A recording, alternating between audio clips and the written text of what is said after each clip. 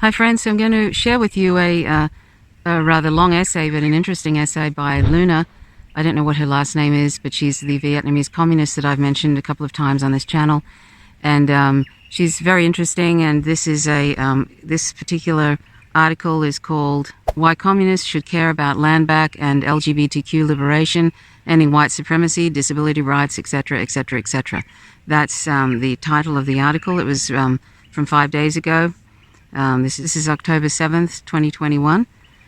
And during this, there's just, I think this is a really good article, but I also wanted to make a point, which is something that I make often about liberation and struggles, and nonviolence and justice. And that is we often forget, and this is because most of us aren't vegan, we often forget that the liberation of non-human animals, meaning if we become vegan, because that's the way to liberate non-human animals, that's the way to stop them from being bred into existence by the hundreds of billions. That is to stop the 1 to 3 trillion land and aquatic animals being tortured and killed every year for trivial reasons and mostly palate pleasure.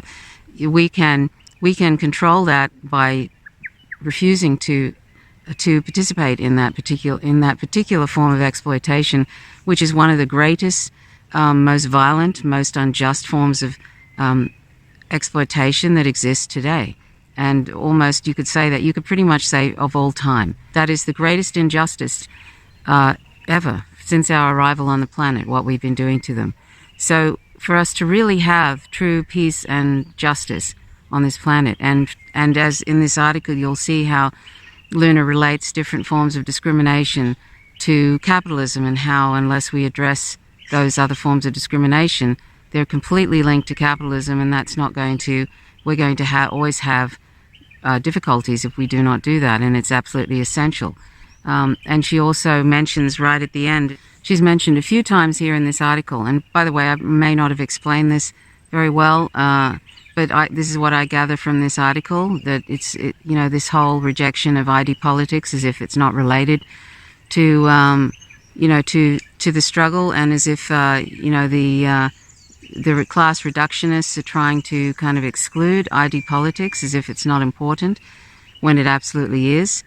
And also, there's this point at which she has mentioned it 2 or 3 times in this article: all humans deserve liberation from all forms of oppression.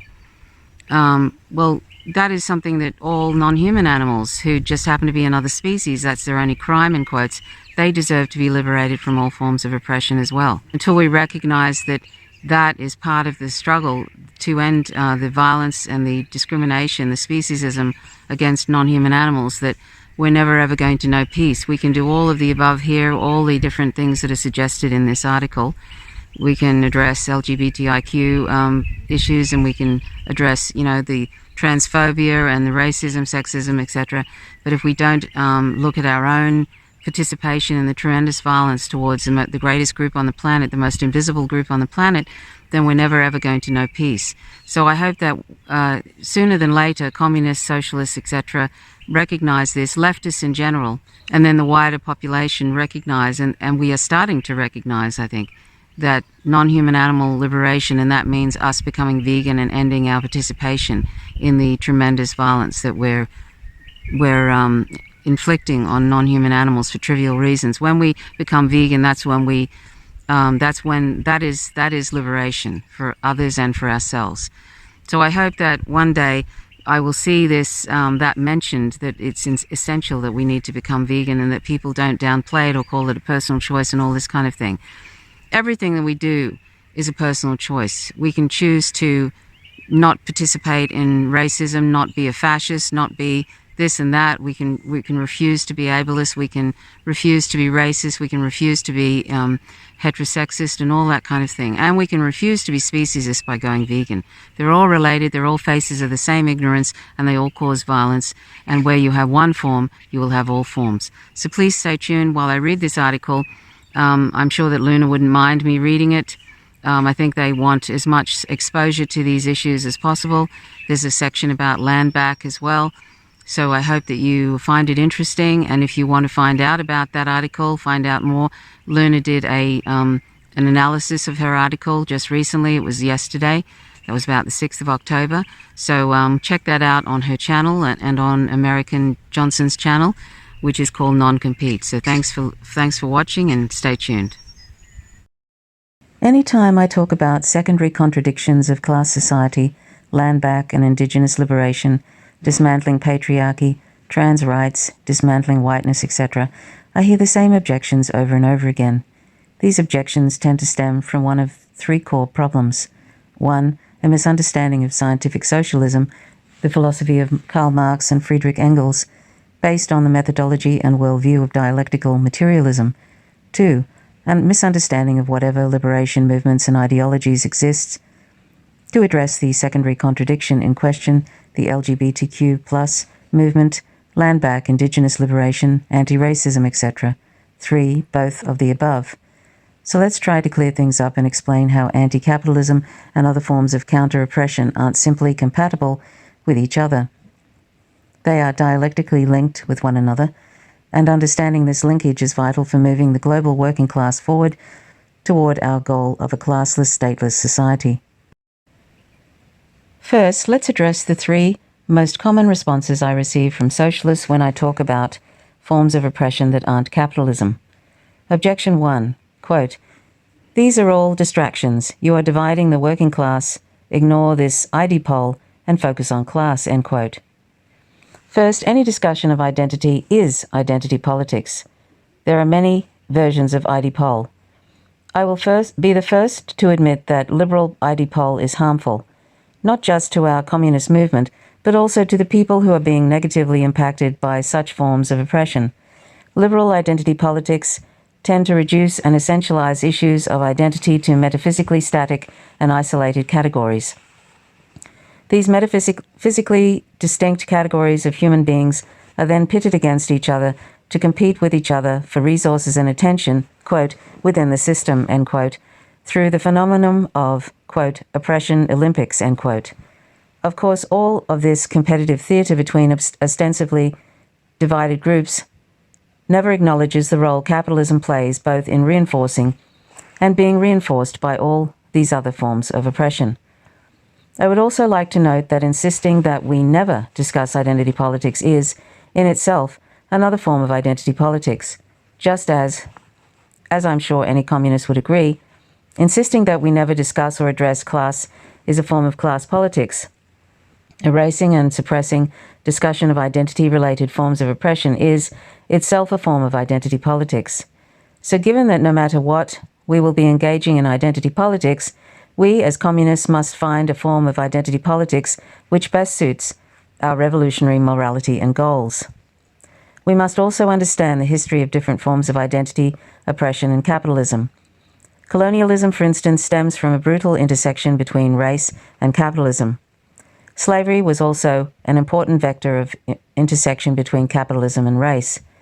The ways in which women have been exploited and our labor stolen by the patriarchy relates heavily to capitalism. The suppression of the proletariat has hinged upon both the domestic exploitation of women in households and the division between men and women in the workplace has been a critical aspect of the divide and conquer strategy of the bourgeoisie all over the world. Thus, class oppression is intertwined and reinforced by countless other forms of oppression. To even begin conceiving of how to unravel this monstrous tangle of contradictions, we have to find a starting point, a primary basis upon which all further investigation and practice can be built. Ho Chi Minh wrote extensively to define a revolutionary conception of morality, which is compatible with scientific socialism, to be used as a first basis of inquiry and action. Ho Chi Minh's model of revolutionary morality was rooted in one foundational charge. Quote, "the determination to civilize and liberate human race from being oppressed and exploited," end quote. This is the foundation of all Marxist morality. My husband and I have a 3-part video on Marxist morality, which you can watch here, and I'll leave a link to that, based on the excellent book Ethics and Progress by Howard Selsom, which you can read for free here. But to put it very briefly, the Marxist viewpoint is rooted in the liberation of all of humanity from all forms of oppression. Marx and Engels properly identified economic class as the primary contradiction of human society. But they also firmly recognized that society was divided in many other ways. While they certainly regarded a unified working class as instrumental to overthrowing class society, they knew that this unification was merely a potential and not the current state of human society. A few relevant excerpts. Quote, competition separates individuals from one another, not only the bourgeoisie, but still more the workers, in spite of the fact that it brings them together. Hence, it is a long time before these individuals can unite, apart from the fact that for the purposes of this union, if it is not to be merely local, the necessary means, the great industrial cities and cheap and quick communications, have first to be produced by big industry. Hence, every organized power standing over against these isolated individuals who live in relationships, daily reproducing this isolation, can only be overcome after long struggles.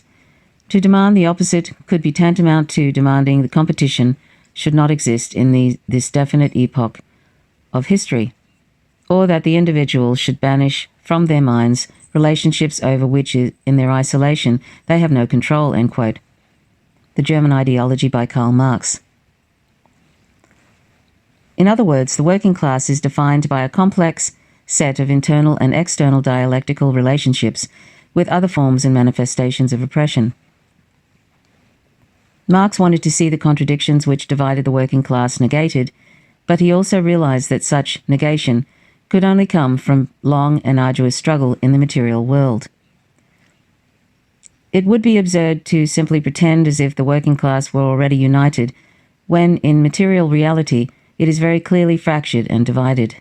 Simply ignoring the nature and role of these divisions will only severely delay the unification of the working class and misguide the working people into deeper false consciousness and idealist utopian positions that we can overcome bigotry and division by simply, quote, adjusting our mindset, end quote, or, quote, consciously rising above, end quote, racism and other forms of oppression.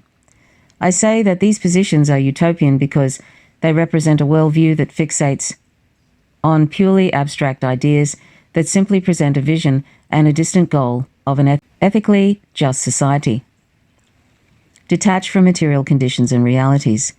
One of the core principles of scientific socialism is that social problems must be objectively understood and attacked through material practice. Quote, the discovery of gold and silver in America, the extirpation, enslavement and entombment in mines of the Aboriginal population, the beginning of the conquest and looting of the East Indies, the turning of Africa into a warren for the commercial hunting of blackskins, signalized the rosy dawn of the era of capitalist production. These idyllic proceedings are the chief momenta of primitive accumulation. These methods depend in part on brute force, the colonial system, but they all employ the power of the state, the concentrated and organized force of society, to hasten, hothouse fashion, the process of transformation of the feudal mode of production into the capitalist mode, and to shorten the transition. Force is the midwife of every old society pregnant with a new one. It is itself an economic power. Whilst the cotton industry introduced child slavery in England, it gave, in the United States, a stimulus to the transformation of the earlier, more or less patriarchal slavery into a system of commercial exploitation. In fact, the veiled slavery of the wage workers in Europe needed, for its pedestal slavery pure and simple in the New World, if money, according to Augier, quote, comes into the world with a congenital blood stain on one cheek, end quote, capital comes dripping from head to foot, from every pore with blood and dirt. And that's from Capital, Volume 1 by Karl Marx. In the above passage, Marx recognizes the way in which capitalism fuses, reinforces, and is reinforced by other forms of oppression. Chattel slavery in the United States of America was decidedly not a capitalist mode of production, as enslaved people received no wages. But the demand for raw cotton material in the textile mills of England created such demand for cotton that chattel slavery was necessary to meet the market demands. In this manner, capitalism worsened the conditions and expanded the practice of chattel slavery, while chattel slavery reinforced capitalism and led to other social problems in faraway lands, such as child slavery in English textile mills and other industries. In 1869, Marx wrote in a letter to Engels, quote, "As to the Irish question, the way I shall put forward the matter next Tuesday is this, that quite apart from all phrases about, quote, international, end quote, and, quote, humane, end quote, justice for Ireland, which are to be taken for granted in the International Council, it is in the direct and absolute interest of the English working class to get rid of their present connection with Ireland. And this is my most complete conviction, and for reasons which in part I cannot tell the English workers themselves. For a long time I believed that it would be possible to overthrow the Irish regime by English working class ascendancy. I always addressed this point of view in the New York Tribune. Deeper study has now convinced me of the opposite. The English working class will never accomplish anything before it has got rid of Ireland. The lever must be applied in Ireland.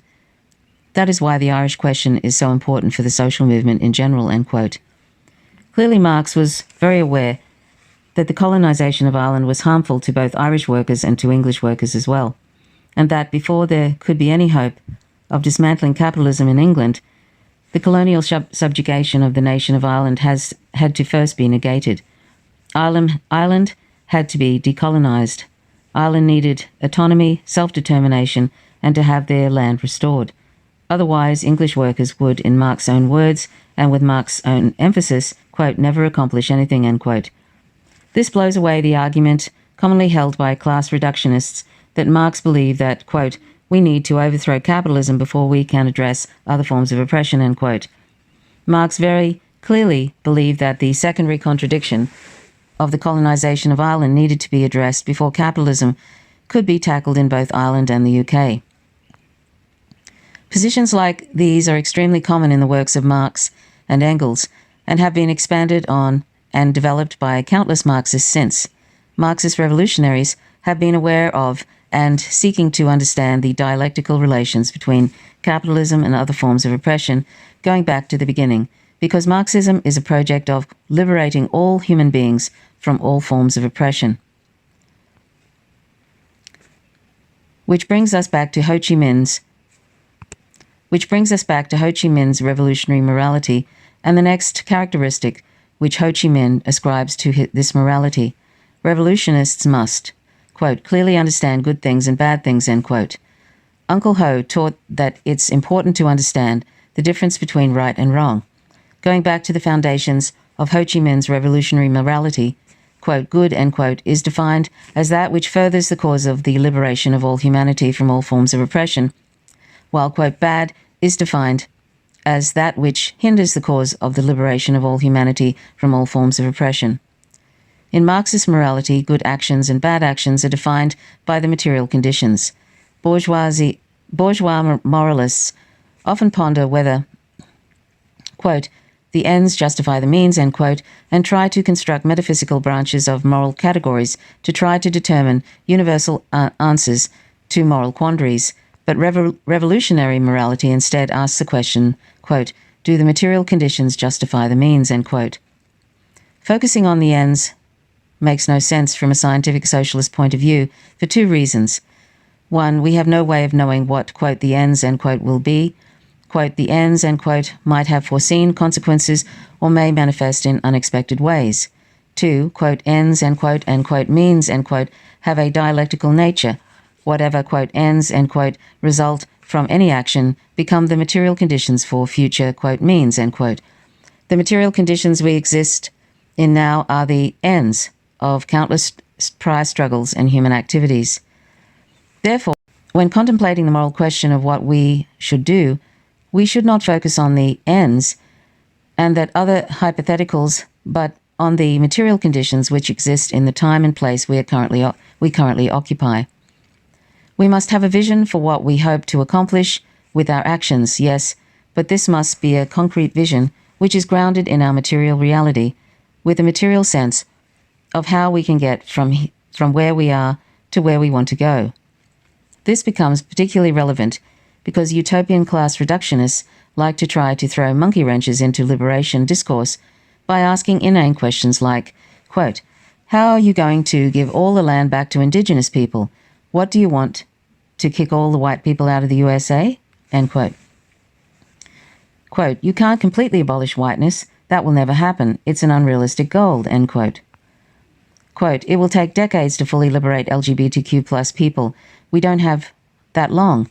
We have to end capitalism now, end quote.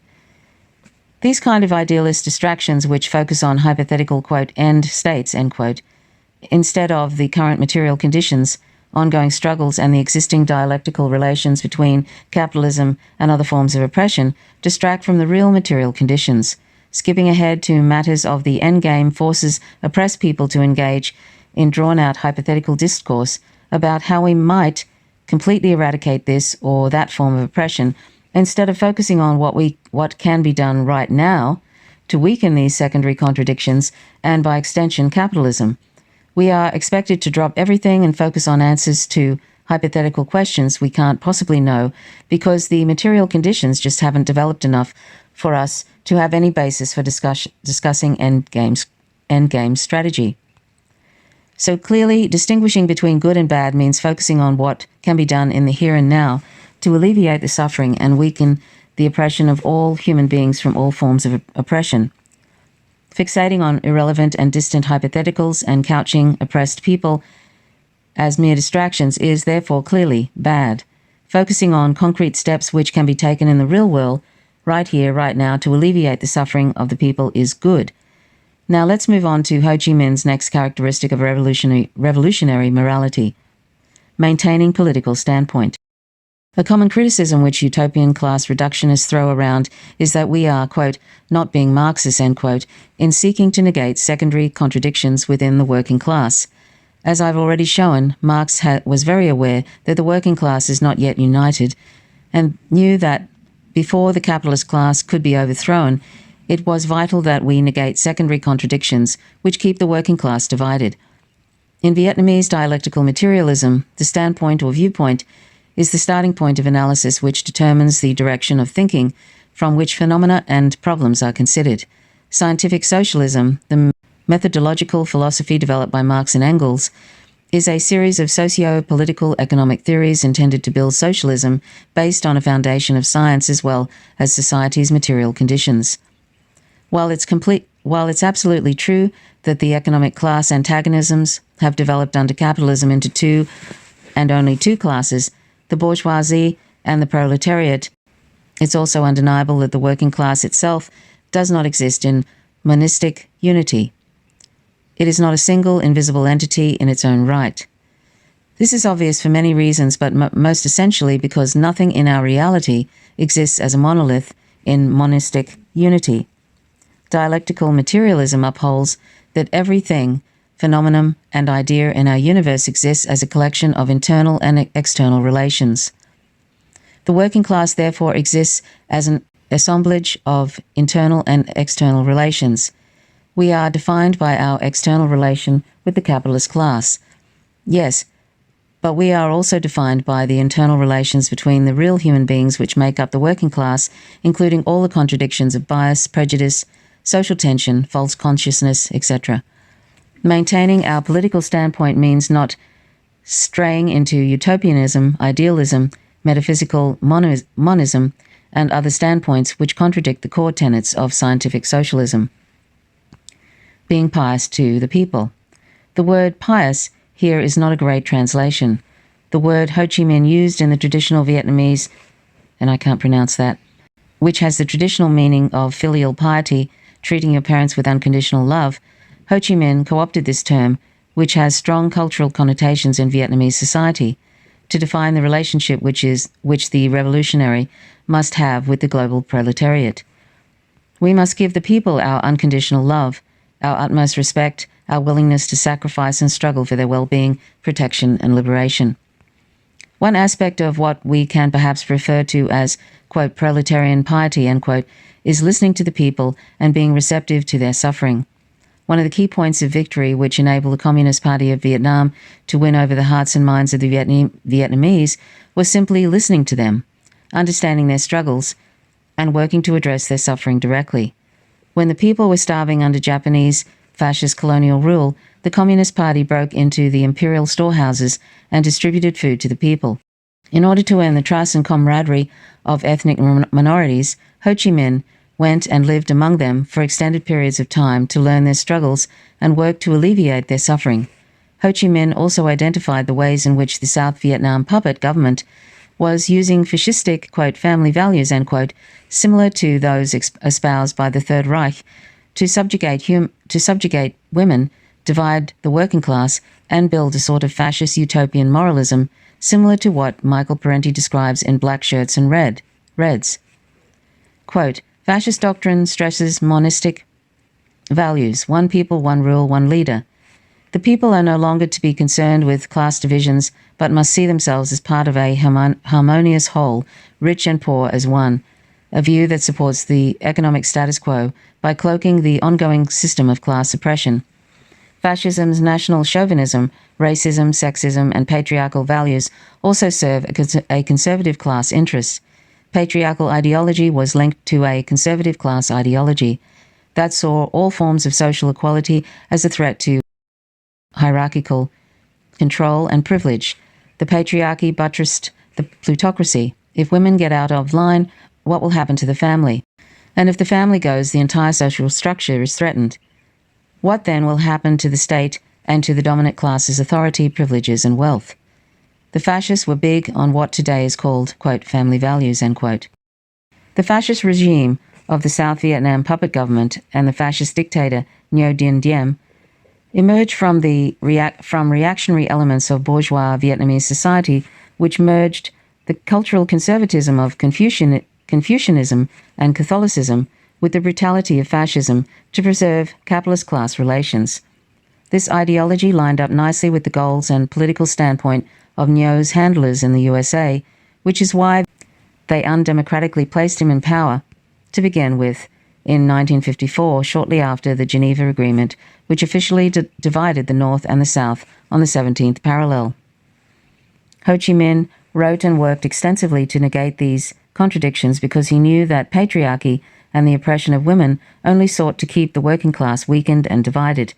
He wrote countless articles about the liberation of women and helped build dual power structures like our Vietnam's Women's Union, which is an important and powerful structure in Vietnamese society to this day.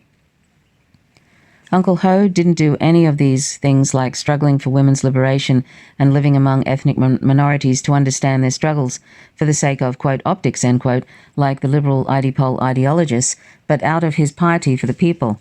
He knew that listening to the concerns of the people was the only way to find a path forward, to know their material conditions intimately, to seek out the contradictions which divide the working class so as to find the best ways of negating them. But this wasn't just cold and cynical strategic calculus. He didn't view women and other marginalized people as means to an end of a communist revolution. He truly cared about the suffering of the people. Ho Chi Minh wanted to liberate all of humanity from all forms of oppression, and his love of the people would not allow him to stand for anything which caused misery and suffering, if he could help it. Ho Chi Minh came to this worldview through his own experiences as a young, poor, itinerant worker during his travels around the world. He became politically active while living in Paris, and initially his primary concern was the liberation of his people back home in Vietnam. Ho Chi Minh attended various political meetings and found that only one group, the communists, would listen to his concerns about the homeland. As he wrote in The Path Which Led Me to Leninism, quote, the reason for my joining the French Socialist Party was that these, quote, ladies and gentlemen, end quote, as I call my comrades at the moment, has shown their sympathy towards me, towards the struggle of the oppressed peoples. But I understood neither what was a party, a trade union, nor what was socialism nor communism, end quote. Here we see Ho Chi Minh as a naive young revolutionist, unsure of what path he would take. He came round to communism not because of a deep theoretical understanding of the nature of class conflict, nor an abiding hatred of capitalism, but because the communists showed to him proletarian piety. They welcomed him, listened to him, and sympathized with his own immediate concerns about the racist and colonialist subjugation of Vietnamese people, and because the writings of Lenin express this same thread of proletarian piety. Ho Chi Minh continued attending meetings of the French Socialist Party. The great topic of discussion at the time was whether the French Socialist Party should join the Second or the Third International, which held competing ideological positions on various issues. Ho Chi Minh intended these discussions with one question on his mind. Quote, "What I wanted most to know, and this precisely was not debated in the meetings, was which international sides with the people of colonial countries," end quote. Eventually, Ho Chi Minh came to see that it was Lenin's Third International which addressed his sole concern, which had nothing to do with capitalism, and it was through reading Lenin and learning about the Third International that Ho Chi Minh became a communist. Ho Chi Minh became convinced through these interactions and discoveries that communism was not only sympathetic to the cause of decolonization of Vietnam, but that communism would be the key to the decolonization of Vietnam. Ho Chi Minh wrote, quote, "At first patriotism, not yet communism, led me to have confidence in Lenin, in the Third Internationale. Step by step along the struggle, by studying Marxism, Leninism parallel with participation in practical activities, I gradually came upon the fact that only socialism and communism can liberate the oppressed nations and the working people throughout the world from slavery," end quote. Can you imagine what would have happened if the French communists, rather than welcoming Ho Chi Minh, listening to and sympathizing with his concerns and demonstrating that they had an interest in decolonization, they instead dismissed Ho Chi Minh as, quote, "non-Marxist," end quote, for being concerned with colonialism, dismissed his objections to the brutal subjugation of Vietnamese along racial lines, quote, "a distraction," end quote, told him to, quote, "focus on the working class and stop worrying about all the ID poll," end quote. I shudder to think. It would certainly at least have delayed the chain of events which led to the liberation of my people and the beginnings of our great socialist project, which we struggle to continue building today. As Ho Chi Minh developed into a mature and well-read communist, his work began to focus on addressing the French workers directly to extol upon them the nature of colonialism and how it hurt not just colonial subjects, but French workers as well. In various publications, Ho Chi Minh wrote passages like the following, quote, "Capitalism is a leech with one hose attached to the proletariat in the main country and another to the proletariat in the colony. If one wants to kill the animal, one has to cut both trunks at the same time. If only one is cut off, the other one will continue to suck the blood of the proletariat. The animal will continue to live, and the severed proboscis will grow back." Quote, "All oppressed friends in the main country, the bourgeoisie in your country has deceived you and used you as a tool to invade our country. Today, still using the same insidious policy, your country's bourgeoisie tends to use us to suppress all your efforts for self-liberation. In the face of capitalism and imperialism, our interests are united. Remember Marx's call, proletariats of all countries unite, colonial union," end quote.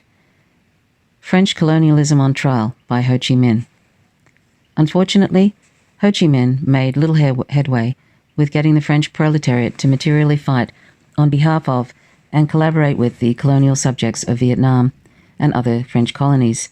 As Ho Chi Minh wrote somewhat bitterly in an article for Le Humanité in 1922, titled, quote, "The Indifference of the Proletariat in the Main Country Towards the Colonies," end quote.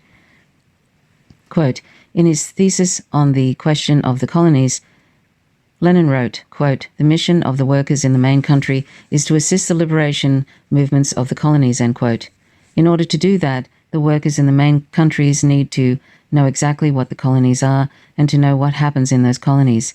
They have to know that colonial subjects are more miserable, 1,000 times more miserable, than workers in the main country. They have to know what suffering their brother and sister proletarian workers in the colonies are bearing. In short, workers in the main country have to care about all the problems in the colonies. But sadly, the vast majority of the proletariat in the main country still think that colonies are just a sandy land with hot sun and some green coconuts and some people with different skin color, and they quite simply do not care about us," end quote. Ho Chi Minh never stopped appealing to the French workers and the French soldiers and mercenaries working for the French who supported our revolutionary struggle, deserve much praise and reverence. But they were unfortunately vanishingly few and far between. There are many other examples of communists recognizing that uniting the working class is a process of negating internal contradictions. Lenin saw secondary contradictions such as the peasant-industrial worker divide as chief concerns and worked tirelessly to find ways of negating this massive internal contradiction to build a united proletariat in Russia. And it's not just Leninists, Marxist-Leninists who recognize the divisive nature of secondary contradictions and the harm they do to the working class. Anarchists like Nestor Makhno were intensely opposed to anti-Semitism. As Makhno wrote in 1927, I hope I pronounced his name correctly, as I do with all the other names there, quote, "All of the Jewish toilers of the Ukraine, as well as all other Ukrainian toilers, are well aware that the movement of which I was for years the leader was a genuine revolutionary workers' movement. At no time did that movement seek to divide the practical organization of the deceived, exploited, and oppressed toilers on grounds of race. Quite the opposite, it aimed to unite them in a mighty revolutionary union capable of taking action against their oppressors, especially against the Denikinists, who were dyed-in-the-wool anti-Semites. At no time did the movement make it its business to carry out pogroms against Jews, nor did it ever encourage any. What is more, the vanguard of the Ukraine's Makhanovists revolutionary movement contained many Jewish toilers. The Gulyai Polye Infantry Regiment, for instance, had one company made up exclusively of 200 Jewish toilers. There was also a 4-piece artillery battery, the gunners and defense unit of which were all Jews, commander included. And there were lots of Jewish toilers in the Makhanovists movement who, for personal reasons, preferred to blend in with mixed revolutionary fighting units. Quote, "All such Jewish insurgent toilers were under my command for a long period, not for days or months, but rather for entire years. All were witnesses to the manner in which I, the staff, and the entire army conducted ourselves with regard to anti-Semitism and the pogroms that arose from it. Quote, every attempted pogrom or looting from our side was nipped in the bud. All found guilty of such acts were invariably shot out of hand for their misdeeds. This was the case, for instance, in May 1919, when some peasant insurgents from Novo Ospenovka, on leaving the front line for some rest in the year, came upon 2 decomposed corpses near a Jewish settlement, assuming these to be the corpses of insurgents murdered by members of the Jewish colony. They vented their spleen on the colony and slaughtered around 30 of its inhabitants.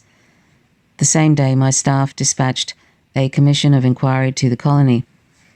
It discovered the tracks of the perpetrators of the butchery. I immediately sent a special detachment to the village to place them under arrest. Those responsible for the attack on the Jewish colony, namely 6 individuals, one of them the Bolshevik district commissar, were all shot May 13th, 1919. So it doesn't matter what your political tendency might happen to be. If you want to unite the working class, you must recognize that internal contradictions must be negated.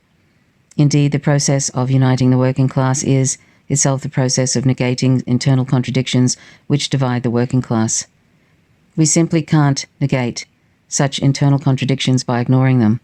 Secondary contradictions will manifest differently in different places and develop over time, but as long as they fester, the working class can't be united. Thus, contradictions like racism and colonialism aren't distractions. They're the internal social relations which define the working class in its current stage of development. Objection 2, quote, how are you going to dismantle racism, achieve Landback, liberate women, etc.? It's just a vague ideal. What are the concrete steps, end quote. This is a misunderstanding of dialectical processes. It's like, how do you build communism, end quote. It's a question that can't be answered with any universal prescription. All forms of oppression have dialectical continuity. It is true, as class reductionist utopians like to say, that, quote, class is not an identity, end quote. Class is an economic relation that represents what Marx would term the base of society.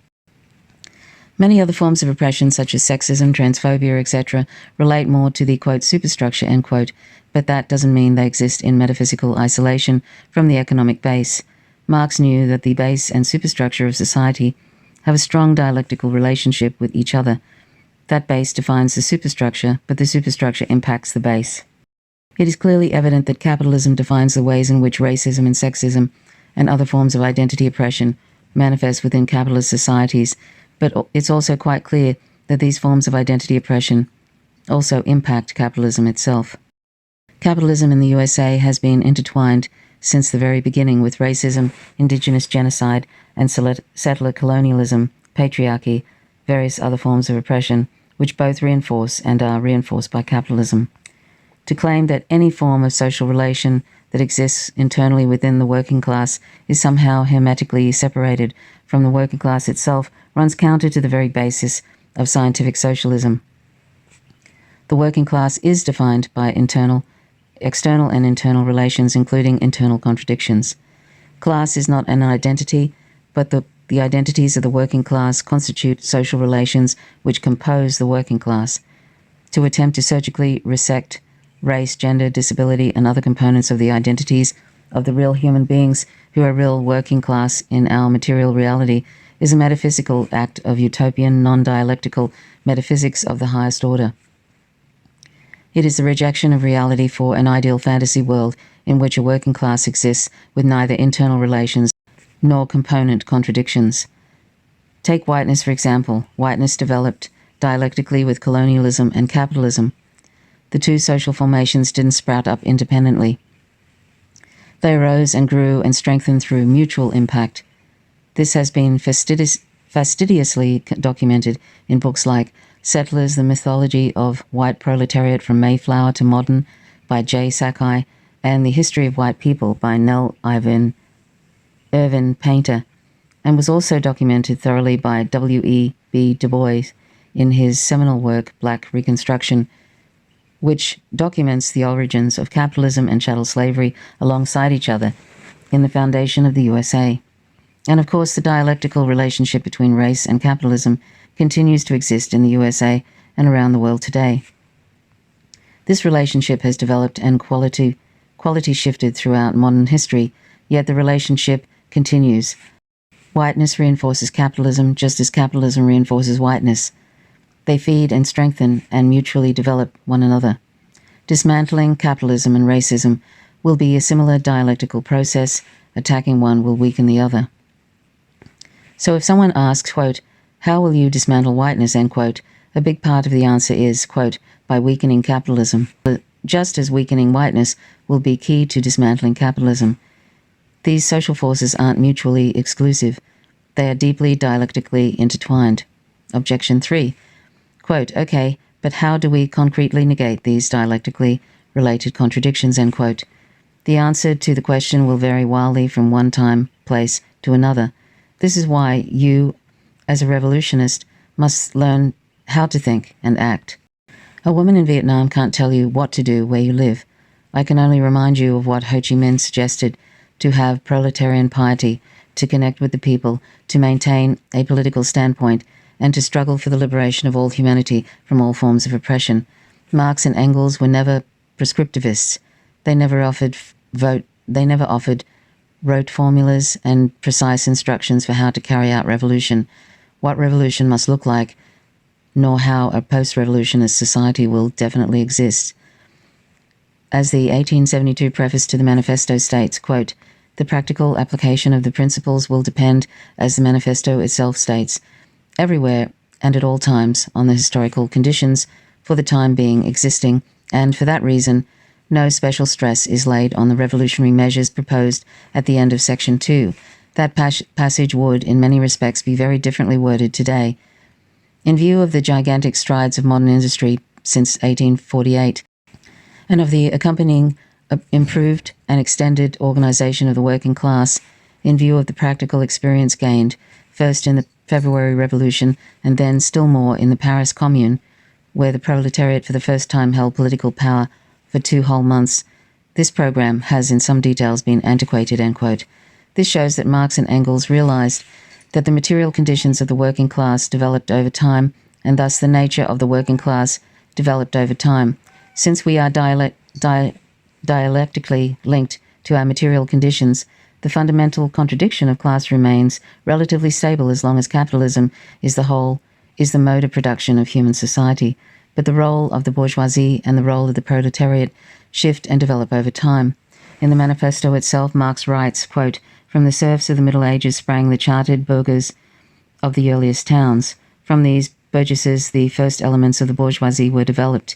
We see, therefore, how the modern bourgeoisie in it is itself the product of a long course of development, of a series of revolutions in the modes of production and of exchange, end quote.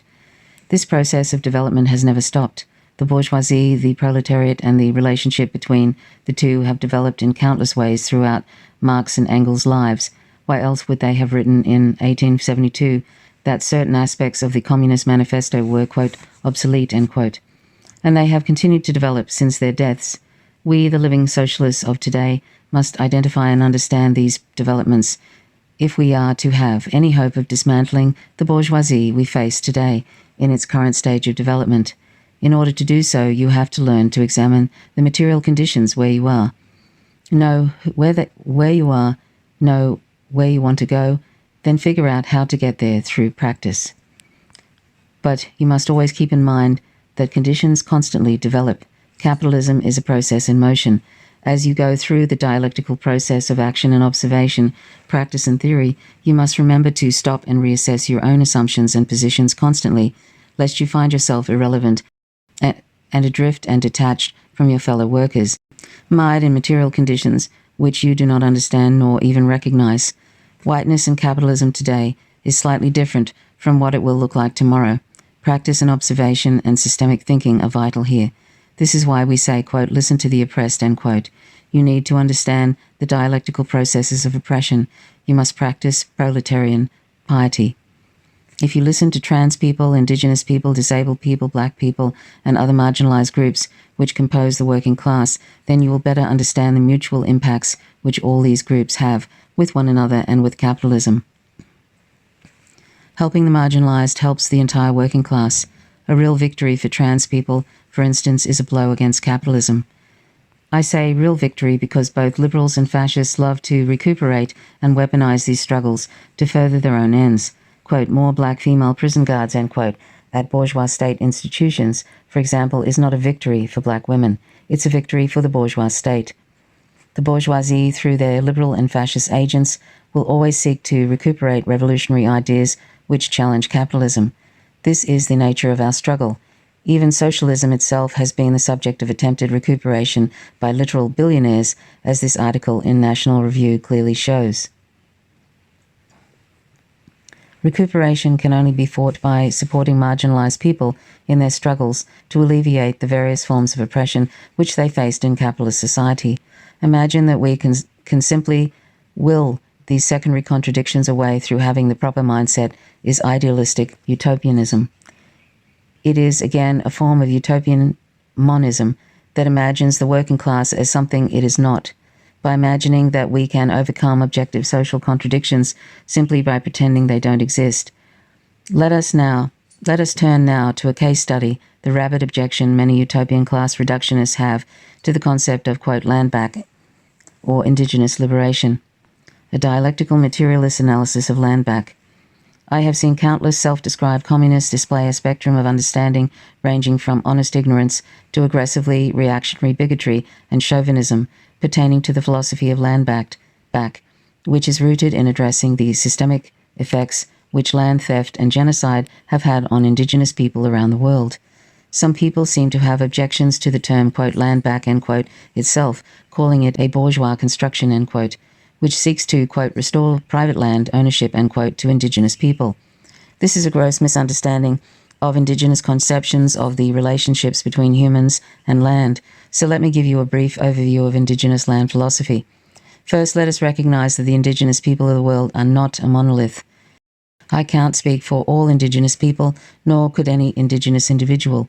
Land philosophy manifests in different ways for different indigenous people. This relates to the dialectical materialist concept, which in Vietnamese socialism we call, quote, private and common, end quote. Just like with communism, Landback manifests in different ways for individual indigenous people, quote, private aspects, to use the dialectical materialist terminology of Vietnamese socialism, but there are also commonalities which exist across most indigenous movements. As Hawaiian native Silver Spook explains, Hawaiians have a concept of Ainya, which conceives of the land as the mother.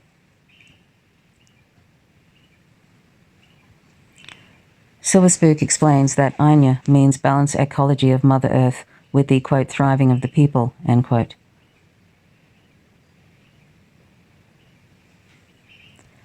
Native Hawaiians are hardly the only indigenous people to have this kind of philosophy of common land ownership. As Julian Brave Noisecat writes, quote, ingrained in each Salish community, there is the idea, even older than our indigenous languages, that the people are of the land, and the land is of the people. These kindred spirits are alive and inseparable, end quote. Admittedly, Noisecat is not a Marxist. Marx, Lenin, and Mao are dismissed by Noisecat as, quote, no longer offering a scythe sharp enough to fell the stalks of capitalism, end quote. On this point, we might differ, but Noisecat's philosophical description of indigenous conceptions of land line up with the conversations I've had with indigenous comrades from all around the world. We don't need to agree about everything to agree that communists were neither the first nor the only people in history to conceive of a world in which land and means of production are held in common. In this incredible video by Twin Rabbit, we are told the story of how indigenous philosophy served as the very foundation for many of the ideas of Marx, Engels, and various other founders of the various socialist philosophies of the West, and even of the bourgeois liberal democracy of the USA. To erase the history of indigenous people as progenitors of many of the philosophical concepts which formed Western socialism, including common ownership, and by erasing the anti-capitalist struggles of indigenous people who live and breathe today, you're helping the bourgeoisie recuperate these movements and hinder the negation of this internal contradiction which has plagued the working class since the foundations of capitalism. Now let's introduce some basics about Landback from a scientific socialist, dialectical materialist perspective. I should note that most indigenous people are not dialectical materialists, but that doesn't mean we can't use dialectical materialism as a frame for studying Landback. As a brief reminder, dialectical materialism views all of reality as processes in motion which are composed of internal and external relations. Everything is always developing. Therefore, just as Landback exists differently for different people in different places, it also changes over time. You can think of Landback as a revolutionary philosophy of indigenous liberation centered around one core idea: that the brutal theft of land from indigenous people has caused an incredible amount of harm to indigenous people, harm which indigenous people seek to undo systemically. The three general goals of Landback are: 1. Sovereignty, that's self-determination, and autonomy, and an end to all colonialist oppression. 2. Land rights, restoration of land which was stolen so indigenous people can restore our cultures, economic standing, and ways of life. Quote, how much land? Do they want to kick everyone out? I'll answer this later. 3. Ecology, the protection of the land and the end of destructive practices which are irrevocably harming our planetary ecosystem. This is the highest priority for almost every indigenous person I've ever talked to, including myself. Now, I have seen a lot of communists pointing to Landback as, quote, vague and, end quote, idealist, end quote, because, quote, they don't say exactly what Landback means. How much land do they want back? What are their end goals? What do they want? Remember that communism has also been accused of being very vague idealism because Marx and Engels didn't give specific formulas for how to build communism and what a stateless society will look like. Again, remember that preface from the Communist Manifesto.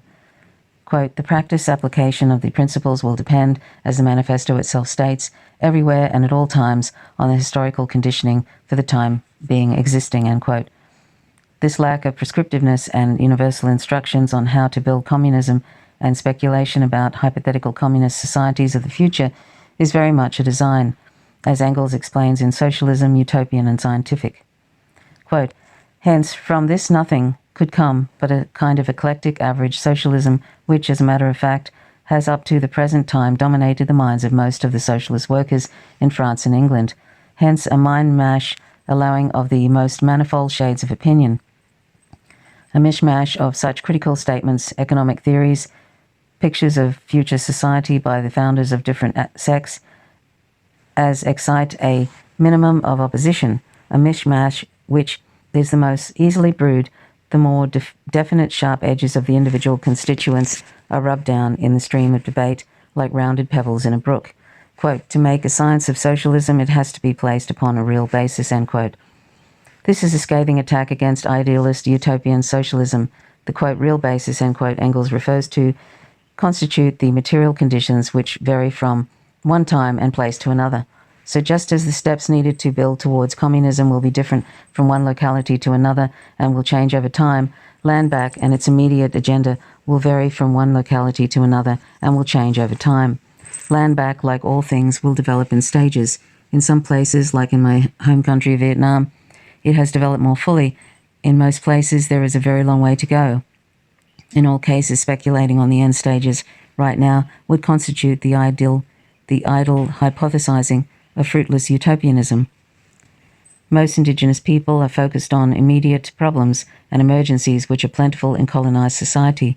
This is the proper dialectical materialist methodology, focus on immediate material conditions and contradictions. Yet settler socialists paint our immediate material concerns as, quote, vague, end quote.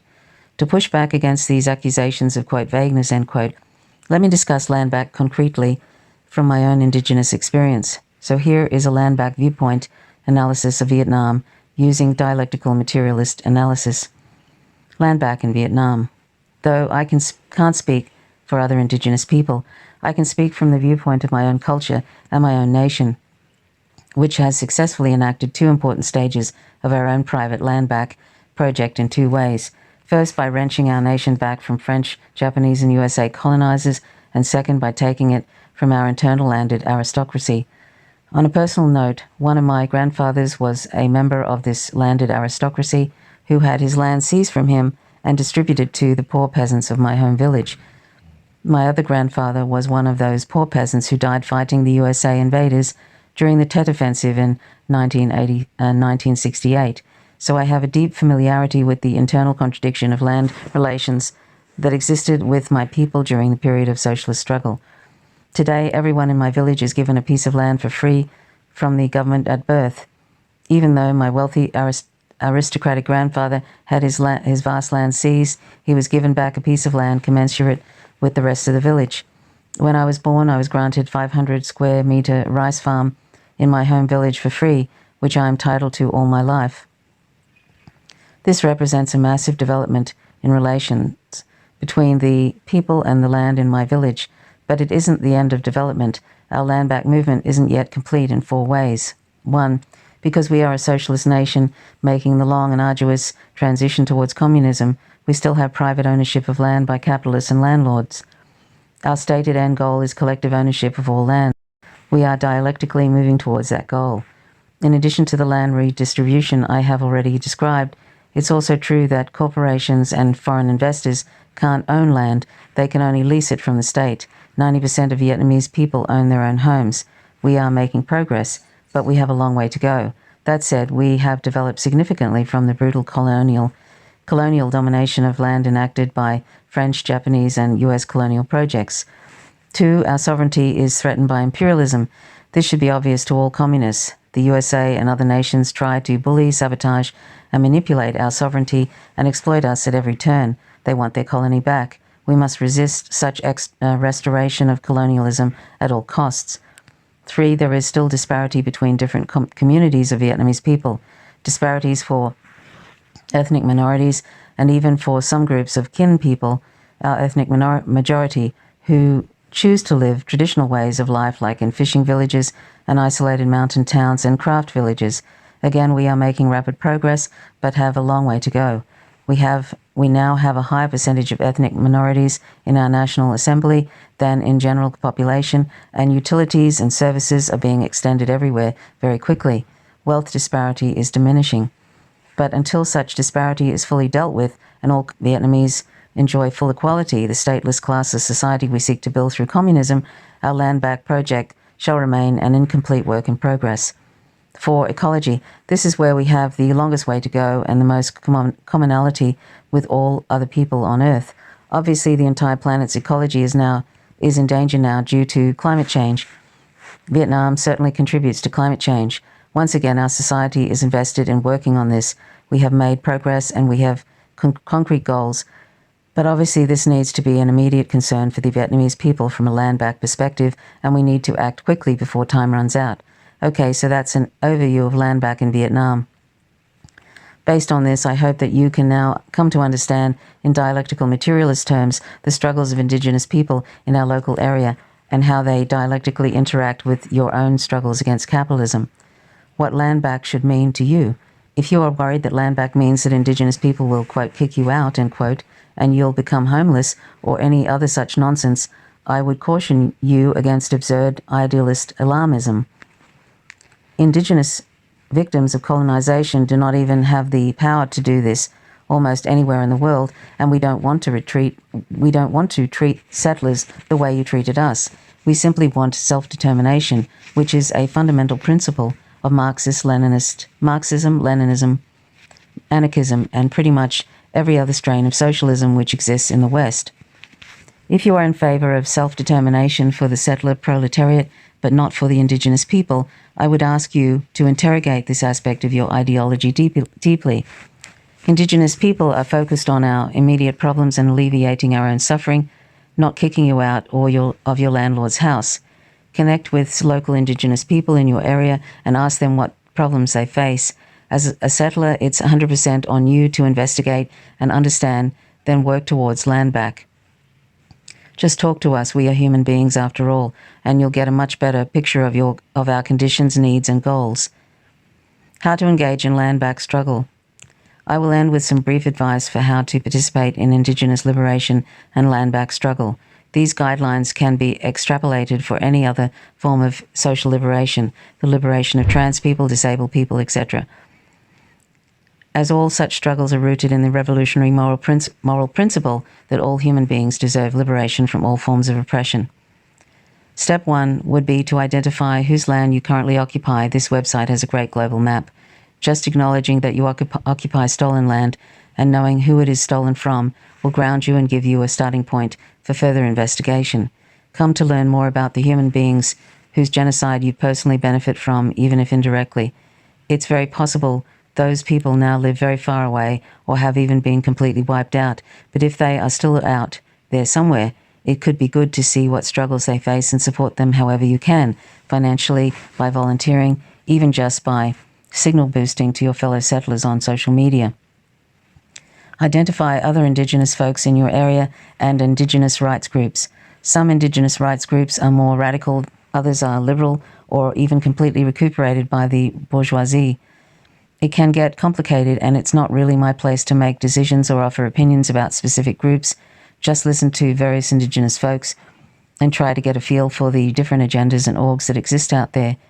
If you possibly can, find a local group you can support at demonstrations by volunteering, etc. If you can't find anyone you can support locally, then look for opportunities to work online or consider traveling to demonstrations in other regions if you can. Read a lot of and a wide variety of Indigenous literature and tactical manuals. This site has some interesting resources to get started. Follow Indigenous people on YouTube and Twitter. Expect that it will take a good bit of effort to get familiar with all the different struggles and perspectives. Most importantly, don't center yourself or try to be the, quote, main character through any of this. Practice proletarian piety. Be bold in confronting your fellow colonizers, but also listen to feedback from Indigenous people without taking it personally if they offer critiques. Self-criticism is a vital aspect of our socialist philosophy after all. Again, all of this advice can be applied to other forms of liberation struggle. You should also participate in the liberation of disabled people, of black people, of trans people. Of all people suffer from forms of oppression which dialectically reinforce and are reinforced by capitalism. This will weaken capitalism by weakening the secondary contradictions which divide the working class. All humans deserve liberation from all forms of oppression. The working class can only be united through the negation of secondary contradictions. Nobody will be free until everyone is free. I will close with one last quote from Ho Chi Minh. Like a river must have water sources, and a tree must have roots, revolutionary people must be truly imbued with revolutionary morals. If they are not, they cannot lead the people, end quote. And you can hear more of Luna's perspective on her YouTube channel, which I'll leave a link to, and you can follow her on Twitter, which I'll leave another link to, and you can support her on Patreon or Camaraderie. So that's from American Johnson's site. American Johnson is Luna's partner, and it's called Why Communists Should Care About the Landback and LGBTQ Liberation, Ending White Supremacy, Disability Rights, etc., etc., etc. I'm going to do I've done a little commentary about that, so I won't do it right here, but it would be great if socialists and communists embraced veganism, because this is also completely related to the liberation of all sentient beings, and this also impacts, just as all those different discriminations impact capitalism, and they're completely connected. That is also the case with speciesism. Speciesism is rejecting a group based on an irrelevant criterion, using them as property, and based on an irrelevant criterion, which is species, and therefore we must be vegan and reject that particular discrimination, and that will not only affect us as people and make for a more peaceful and non-violent world, but it will also end the torture and killing of 1 to 3 trillion land and aquatic animals every year, and it will also seriously address the climate crisis. And I'll leave some information of how animal agriculture is destroying the planet and causing all kinds of water shortages, land shortages, destroying the oceans, and is seen as one of the major destructive forces of the Amazon rainforest. At 5.2 acres are cleared every minute for animal agriculture and soy to feed animals in animal agriculture all over the world. So veganism, I feel, is an essential part of being a socialist and a communist, and I really would love it if these various communists would consider this and think about it closely, because until we end this attitude of that animals, not sentient animals, are our property and that they're here for us to use on this earth where they are fellow earthlings, until we realize that that is wrong, that it's morally wrong to use them as property, I don't think we can ever have peace on this planet. I think that that blind spot is a real problem that is always going to be the cause of great violence, because if we can exploit the vulnerable like this and torture and kill and take their children and mutilate them, imprison them, and all of that, if we can do that to the most vulnerable and greatest group on the planet, then we can do that to anybody.